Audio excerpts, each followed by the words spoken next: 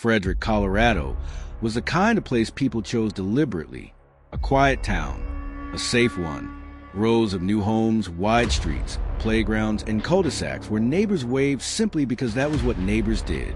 It was the last place anyone expected to become the center of one of the most shocking family murders in modern American history. And yet, in the early hours of August 13, 2018, something irrevocable happened inside the Watts family home. Something that would devastate an entire community, fracture two families, and shatter the illusion of the perfect suburban marriage. This is the story of Chris Watts, a seemingly ordinary husband and father, and the unthinkable destruction he caused. But to understand how such horror unfolded, we must start not with the crime, but with the illusion. To the outside world, the Watts family seemed ideal. Chris worked as an operator at Anadarko Petroleum. Shanann, his wife, was a thriving independent contractor with a strong social media presence. Together, they had two young daughters, Bella and Celeste, and a third child on the way. Photos online showed smiling faces, family trips, birthday parties, gender reveals, hugs in the hallway, dancing in the living room. They lived in a spacious home on Saratoga Trail. New paint, clean lawn, everything arranged and well kept. But behind closed doors, fissures had already begun to form. Shanann confided in friends that Chris had grown distant. He no longer seemed emotionally present. He avoided physical affection. He didn't initiate conversations. Something, she felt, was deeply wrong. What she didn't know, what almost no one knew, was that Chris had begun an affair with a co-worker. That secret, festering and growing more dangerous by the day, altered everything. But in this story, we stick to what is factual. We know that during the summer of 2018, the marriage was under strain. We know Shanann since Chris pulling away. We know he told her he didn't feel the same. And we know he was lying to her about the true reason. Still, no one, not her family, not her friends, not law enforcement, could have predicted what would happen next. On August 10th, 2018, Shanann traveled to Arizona for a business trip.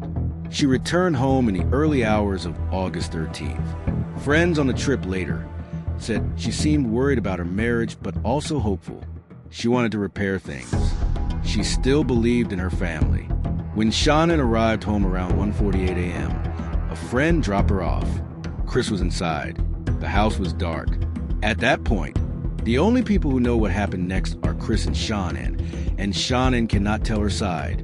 But the timeline, confirmed by law enforcement, reveals that shortly after her return, Chris strangled Shanann to death. Their daughters, Bella, age 4, and Celeste, age 3, were still alive. The crime scene evidence and Chris's later confession confirmed that he then transported their bodies in the back of his work truck to a rural oil site where he disposed of them. All the while, the world outside had no idea. Even the sun rose as it always did. Even the neighbors left for work like any other day. Even the small town kept sleeping through the nightmare that had just been set in motion. At 8:30 a.m., Shanann's friend Nicole Atkinson grew concerned. Shanann missed an OB/GYN appointment for her pregnancy. She wasn't answering her phone. Nicole drove to the Watts home. She knocked. She rang the bell. She called repeatedly. No answer. Chris texted her back with odd delays. His explanations were inconsistent. He told her Shanann was probably at a friend's house. He said he didn't know where she went. He insisted she wasn't answering him either. But something felt off to Nicole when Chris finally arrived home. His calm demeanor disturbed her. He didn't seem panicked. He didn't run inside. He didn't behave like a man terrified for the safety of his pregnant wife and young daughters. Her instincts told her something was wrong, very wrong. She called the police. Officers from the Frederick Police Department arrived and activated their body cameras. What they recorded became one of the most scrutinized pieces of video in modern true crime history. Chris seemed cooperative. Too cooperative. He walked calmly through the house. He offered explanations no one asked for. He avoided eye contact. He fidgeted. He didn't show fear. He didn't show urgency. Every detail felt wrong. Shanann's phone was found inside the house, unusual, since she always had it with her. Her purse and ID were still there. Her medication for lupus were untouched. The children's blankets, items they never left without, were missing. Nothing made sense. Neighbors watched Chris from the doorway. One neighbor whispered to the officer that he'd never seen Chris act so strangely. In fact, he said, something's not right with him. It was the first hint from someone who had no motive to lie, that the man standing in front of police was not a grieving husband, but something else entirely. Chris did a TV interview on the driveway that afternoon. He asked for his family to come home. He said he had no idea where they were. He showed no tears. He shifted his weight constantly. He spoke in circles, offering vague platitudes instead of urgent pleas. To the public, it was unsettling. To Shanann's family, it was devastating. To investigators, it was almost certainly evidence of deception. Behind the scenes, police were already building a case. They obtained GPS data from his work truck. They reviewed neighbor surveillance footage. They interviewed co-workers. They examined his phone records. They searched for signs of struggle. They noted inconsistencies in every story he told. A man who thought he could talk his way out of anything was now trapped inside the tightening grip of an investigation, moving far faster than he realized. And by the evening of August 14th, less than 48 hours after Shanann returned home, detectives confronted Chris in an interrogation room. He denied everything, but not for long. Before we continue, if you've been following the story so far, please take one moment to support the channel. Like this video, turn on notifications, and subscribe to Unimaginable True Crimes. Your support helps us create detailed, fact-based true crime documentaries. By the evening of August 14th, 2018, the disappearance of Shanann Watts and her two young daughters had shifted from a missing person search to a rapidly tightening homicide investigation. And for the first time, the full pressure of that shift landed squarely on Chris Watts. Detectives invited him to the Frederick Police Department for questioning. The interview room was unremarkable. Beige walls, hard chairs, a mounted camera, but would become the setting for one of the most pivotal police interrogations in recent true crime history. From the start, Chris presented himself as calm and cooperative. He crossed his arms. He leaned back. He spoke softly. He attempted to appear helpful. But the detectives watching him had already reviewed alarming inconsistencies. Surveillance footage from a neighbor showed Chris backing his truck into a garage early Monday morning, an unusual action he could not reasonably explain. Shanann's phone, purse, and medication, all items she never left behind, were found inside the home. His emotional detachment on camera and in person did not align with the behavior of a frantic husband and father. And there was something else. Investigators already suspected he was having an affair. They began the interview gently, allowing silence to expose tension and inconsistencies. Chris repeated versions of the same story. Shanann left with the girls. He didn't know where they went. He had no idea what happened, but each explanation contradicted itself or conflicted with evidence. Still, he held on to the lie. That is, until they brought in the polygraph examiner. On August 15th, Chris agreed to a polygraph test. The examiner, Tammy Lee of the Colorado Bureau of Investigation, conducted it with professional clarity and understatement. Her questioning was neutral, never aggressive, never dramatic, but the results were unmistakable. When the test concluded, Lee returned to the interrogation room and delivered a line that would become widely known in this case. "Chris, you failed the polygraph." She didn't raise her voice. She didn't accuse him. She simply stated the result and allowed silence to do the rest. Chris's calm demeanor broke for the first time. He shifted. He fidgeted. He looked away. He struggled for words. The facade he'd maintained for 2 days was beginning to collapse. At this point, investigators paused the interview and returned with a new strategy. They asked him what really happened. Not what he thought would clear him. Not what might maintain his reputation. But the truth. They reminded him that the evidence was mounting. They reminded him the polygraph was scientific, not subjective. They reminded him his story did not match reality. And finally, in a moment that changed the entire trajectory of the case, Chris asked to speak with his father, Ronnie Watts, who had flown in from North Carolina. What followed next would be the moment his narrative shattered completely. In the early hours of August 15th, 2018, after hours of questioning and a failed polygraph, investigators made a deliberate decision. They brought Ronnie Watts, Chris's father, into the interview room. It was not an emotional tactic. It was a strategic one. Detectives understood that Chris had maintained his composure in front of law enforcement, but family could lower defenses in ways interrogation could not. The room was cleared. Cameras remained on. And for the first time since the investigation began, Chris was alone with someone he trusted. What happened next was not dramatic. There was no shouting, no sudden collapse, just quiet words that would alter the case forever. Chris told his father that Shanann was dead.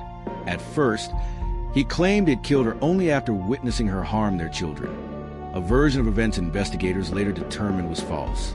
This initial confession appeared to be an attempt to minimize responsibility and recast himself as reacting rather than initiating violence. When detectives returned to the room, they listened carefully. Chris repeated the claim that he had strangled Shanann in a moment of rage after seeing her hurt their daughters. But investigators immediately noted problems with this story. The forensic evidence did not support it. The timeline did not support it. And Chris's account shifted under even minimal questioning. Over the next several hours, as inconsistencies were calmly but persistently addressed, his narrative began to unravel. Eventually, Chris admitted to killing Shanann himself, deliberately, and to transporting the bodies of his wife and children to his work site. This admission marked a turning point.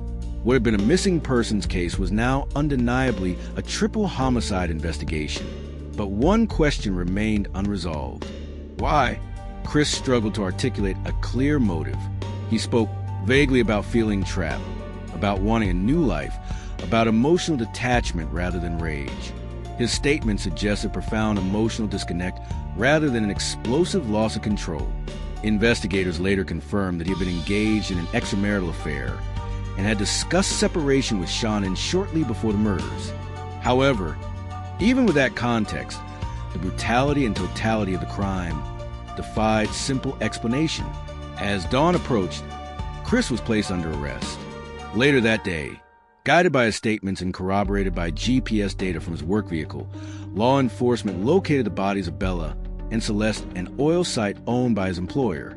Shanann's body was recovered nearby. The case that had gripped the nation in confusion now shifted into collective shock. Chris Watts, the quiet father, the cooperative husband, the man who had calmly spoken to reporters asking for his family's return, was no longer a person of interest. He was the perpetrator. This confession did more than establish guilt.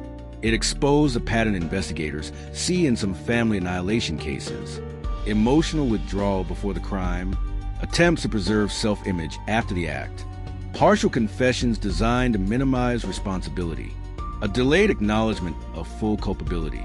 Chris Watts did not confess because he was overwhelmed by emotion.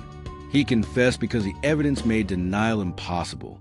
Once Chris Watts confessed to the murders, investigators turned to a question that continues to haunt public discussion of the case. Why did this happen at all? There was no history of domestic violence reported to police. No financial desperation that clearly explained annihilation. No explosive argument witnessed by others in the days leading up to the crime. Yet the evidence revealed something far more subtle and, in many ways, more disturbing. Chris Watts had been living a double life. Phone records, text messages, and witness statements confirmed that he was involved in an extramarital affair with a co-worker during the months before the murders. Investigators later established that this relationship was not casual. It represented a vision of a different future, one without the responsibilities of marriage, children, or financial obligation. At the same time, Shanann was pregnant with her third child. To friends and family, Chris appeared increasingly emotionally withdrawn. Shanann reported that he had stopped engaging with her, avoided physical affection, and expressed uncertainty about continuing the marriage. These behaviors are documented through messages Shanann sent to friends in the weeks before her death. What investigators observed was not rage, but detachment. This distinction is critical. In many family annihilation cases, the perpetrator displays escalating anger, threats, or visible instability. In this case, Chris's behavior suggested emotional disengagement rather than outward volatility. He continued working, socializing, and maintaining routine, even as his internal life diverged sharply from his external responsibilities. During interviews after his arrest, Chris struggled to articulate motive in conventional terms. He did not describe hatred or uncontrollable fury. Instead, he spoke about wanting a fresh start and feeling unable to reconcile the desire with his existing life. Investigators and psychologists later pointed to several documented risk factors often seen in family annihilators: a desire to escape perceived obligations, an inability to confront conflict directly, emotional suppression rather than expression, a focus on self-preservation after the crime.